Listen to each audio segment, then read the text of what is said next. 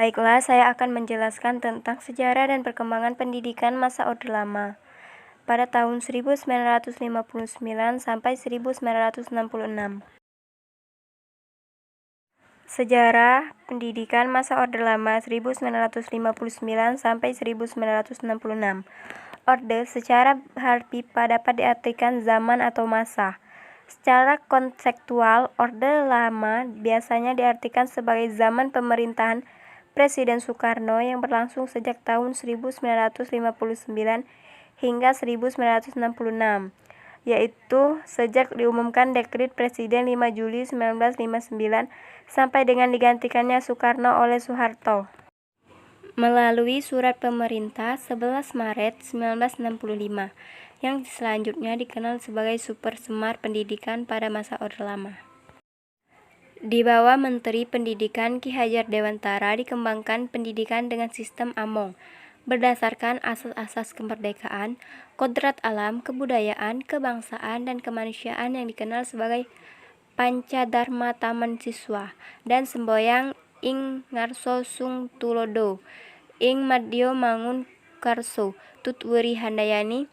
Pada tahun 1950 diundangkan pertama kali di Peraturan Pendidikan Nasional, yaitu Undang-Undang Nomor 4/1950. Adapun kurikulum pendidikan masa Orde Lama. Dalam perjalanan sejarah sejak tahun 1945, kurikulum pendidikan nasional telah mengalami beberapa kali perubahan, yaitu pada tahun 1947, 1952, 1964, 1968, 1975, 1984, 1994, 2004, 2006 hingga yang sekarang yaitu 2013. Perubahan tersebut merupakan konsekuensi logis dari terjadinya perubahan sistem politik, sosial, budaya, ekonomi, dan iptek dalam masyarakat berbangsa dan negara.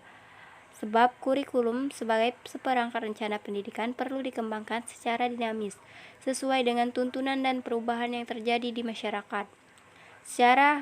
Semua kurikulum nasional dirancang berdasarkan landasan yang sama, yaitu Pancasila dan Undang-Undang 1945.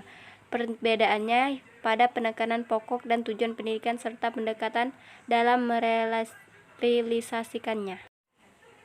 Kurikulum pada era Orde Lama dibagi menjadi 3 kurikulum diantaranya, yaitu 1. Rentang tahun 1945 hingga 1968. Kurikulum pertama yang lahir pada masa kemerdekaan memakai istilah dalam bahasa Belanda, yaitu Leerplan, artinya rencana pembelajaran. Yang kedua yaitu Rencana Pembelajaran Terurai 1952. Kurikulum ini lebih merinci setiap mata pelajaran yang disebut Rencana Pembelajaran Terurai 1952. Silabus mata pelajaran ini jelas sekali dan seorang guru mengajar satu mata pelajaran saja.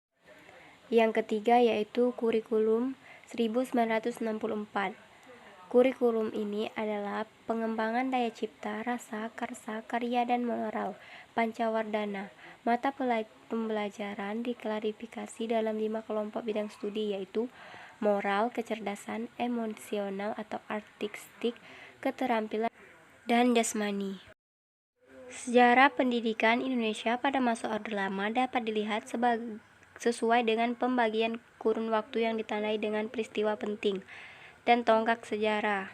Sebagai pengingat diantaranya yaitu periode 1945 sampai 1950 dan periode 1950 sampai 1966. Tujuan pendidikan masa Orde Lama yaitu terkait dengan tujuan pendidikan pemerintahan Orde Lama menegaskan dalam Undang-Undang Nomor 4 Tahun 1950 Bab 2 Pasal 3 yang berbunyi, tujuan pendidikan nasional Indonesia adalah membentuk manusia susila yang cakap dan warga negara yang demokratis serta bertanggung jawab tentang kesejahteraan masyarakat dan tanah air. Baiklah, ini saja yang dapat saya jelaskan. Saya akhiri. Wassalamualaikum warahmatullahi wabarakatuh.